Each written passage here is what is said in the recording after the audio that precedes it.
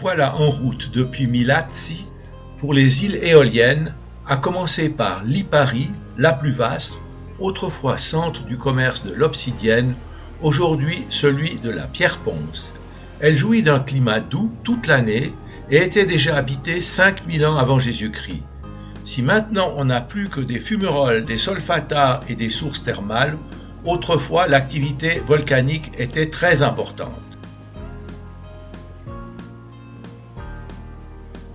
Cette activité à Lipari, la plus complexe de l'archipel, s'est déroulée en 3 phases. Premièrement, à l'ouest et à l'est, formant les Timoni et le Monte Rosa. Deuxièmement, au centre de l'île, formant en particulier le Monte Sant'Angelo, puis tout au sud, le Monte Giardina, avec production de pierre ponce. Enfin, troisièmement, une série d'éruptions au nord-est, formant le Monte Pelato et produisant des coulées d'obsidienne. Les eaux thermales de San Calogero ont servi de tout temps au traitement des maladies rhumatismales.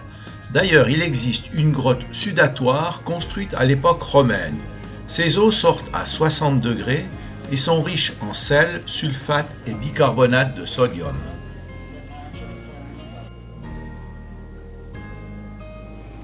Nous arrivons à la Marina Corta, l'un des ports de la ville de Lipari, qui compte 7000 habitants permanents sur les 16 000 que compte l'île. Les Romains comprirent l'intérêt du climat et de ses sources d'eau chaude. Les Normands bâtirent la cathédrale de Saint-Bartholomé. Le pirate Barberousse détruisit la ville en 1544, mais les Espagnols édifièrent de nouveaux remparts. Pendant la Seconde Guerre mondiale, Mussolini y enferma ses ennemis. Avant de commencer la visite, jetez un coup d'œil à l'Acropolis parce qu'on la verra de tout en haut.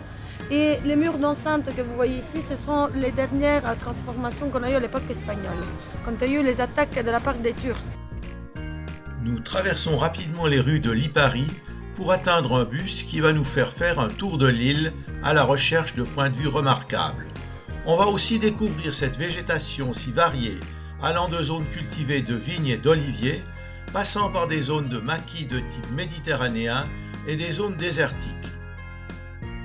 Depuis ce point de vue, on peut apercevoir l'acropolis de Lipari, créée par les Grecs et encore une fois réaménagée par les Espagnols. Si vous regardez bien, c'est une partie qui a toujours été habitée. Dans les siècles, le fait d'avoir eu des coulées de lave et puis des explosions, tous les produits pyroclastiques, et dans le cas spécifique, ici ce sont des bombes volcaniques qui se présentent sous forme de la pierre ponce, la pierre blanche, elle est vraiment toute légère. Ça c'était comme les cendres de l'Etna. Ils ont couvert toutes les stratifications. Alors quand les archéologues ils ont commencé à faire des fouilles archéologiques, ils ont commencé à débarrasser tous ces strates. Et finalement, ils ont trouvé la partie la plus ancienne, quand l'homme a commencé à construire les premiers centres, les premières maisons, on va dire, avec la pierre sur la partie de l'acropole. Et puis ensuite, les autres surfétations, les autres phases grecques et ensuite romaines. Alors, la première étape qu'on va faire, ça sera à Quattro Occhi, parce que de Quattro Occhi, on peut voir parfaitement déjà l'île de Vulcano, avec le grand cratère. Et je vous rappelle que Etna, ça veut dire mère des volcans. Alors c'est comme une maman qui surveille les autres volcans. On le voit parfaitement d'ici. Si c'est pas dans la brume, si c'est pas couvert. Là-bas où il y a le nuage le plus noir, là-bas vous pouvez voir le sommet de l'Etna. D'habitude, aujourd'hui quand on est parti, vous avez bien vu que c'était couvert. Donc c'est pour ça.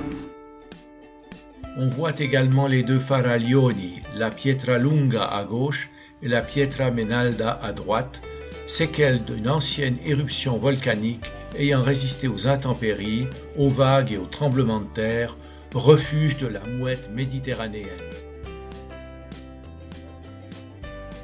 Au premier plan, la végétation méditerranéenne, baignée de lumière et de chaleur intense, souvent privée d'eau. La malvoisie, et c'est peut-être vous connaissez déjà, voilà. C'est pour faire du muscat, c'est pour faire du vin blanc. Et tout à l'heure, on essaiera de s'arrêter pour vous faire goûter à tous. Ici, c'est plutôt un vin, dessert. On l'utilise comme apéro, tantôt comme pain dessert. Et on l'utilise aussi pour aromatiser la pâte brisée. Ça va pour faire des spécialités typiques. Une source d'eau thermale qu'on exploite encore de nos jours. Les Grecs déjà, bien avant que les Romains, ils avaient déjà trouvé les propriétés bénéfiques de ces eaux. C'est des eaux, donc le sauna le plus ancien d'Europe, on l'a retrouvé ici. Les cures thermales, on connaîtra un essor avec les Romains, mais les Grecs, ils avaient déjà trouvé un système pour exploiter les vapeurs sur tous ces eaux. Dans le Moyen-Âge, on a continué, après l'époque romaine, à utiliser les eaux. Et au XVIIIe siècle, quand les voyageurs du Grand Tour venaient ici, ils ont bien appelé et baptisé ces termes les termes de San Calogero. Ici, on s'éloigne de Quattro Pani. Quand on dit Quattro Pani, parce que vous voyez comme on grimpe, et les gens à l'époque, quand on le faisait à pied, ou alors avec des charrettes, ils se portaient souvent du pain avec eux, ils portaient du pain. Alors, Quattro Pani, ça veut dire on a besoin de manger 4 pains minimum pour réussir à arriver jusqu'ici, la partie la plus haute. Ça ne va pas tarder. Et la proposition d'en faire un parc national. Nous, on a un parc régional, je vous ai parlé hier de l'Etna, mais on n'a pas de parc national en Sicile. Ils veulent faire des Italiennes le parc national, un parc national. Ça sera magnifique, je pense, parce que les espèces endémiques qu'on retrouve ici, elles sont tout à fait différentes par rapport à chaque île. Donc là, on est en train de se diriger vers l'autre étape. Nous nous approchons d'Acqua Calda, qui se trouve en contrebas. C'est un point de vue sur les îles de Salina, Panarea et Stromboli, la plus récente et la plus active du point de vue volcanologique. C'est aussi l'occasion de goûter cette malvoisie dont Venera nous a parlé.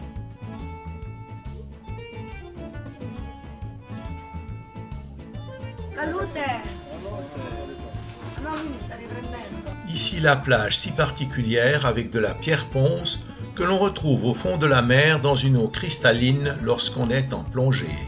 Si encore vous n'avez pas compris qu'est-ce que c'est l'effet effusif d'un volcan, voilà la coulée de lave.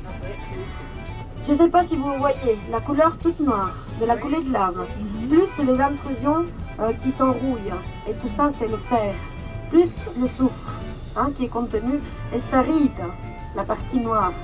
Alors quand vous voyez ça, et les pierres juste à côté, je vous explique maintenant qu'est-ce que c'est l'obsidienne. Ça c'est l'obsidienne. Nous sommes maintenant sur la côte est au niveau du Campo Bianco. Son nom est dû à la couleur de la roche qui est de la pierre ponce issue du Monte Pelato. Cette pierre était d'excellente qualité, mais c'est la nomination au patrimoine mondial de l'UNESCO qui a interrompu cette exploitation en 2007. Donc on n'a pas du tout du fer, comme par exemple sur l'Etna.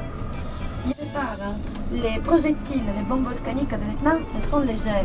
Mais étant donné qu'il y a le fer, après il va oxyder, il va devenir lourd. Et donc après, il ne flottera jamais dans l'eau. Cette pierre, c'est la seule pierre au monde qui flotte. J'aimerais bien vous compléter avec la pierre ponce. On l'utilisait encore et on l'utilise de nos jours pour nettoyer. Parce que dans le sif, vous savez, pour faire la salle de bain, il y a la poudre poussière de pierre ponce. C'est très abrasif. Alors d'ici, vous pouvez voir parfaitement. De temps en temps, on a un premier étage, un deuxième étage, un troisième étage. Mais ça crée comme des dénivelés. Vous voyez ça? Voilà.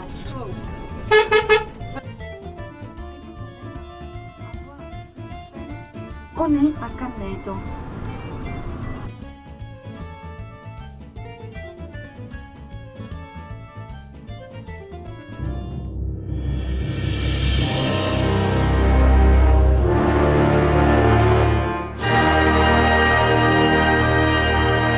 Nous arrivons dans la baie de Lipari et spectacle extraordinaire devant vous, une éruption volcanique qui débute.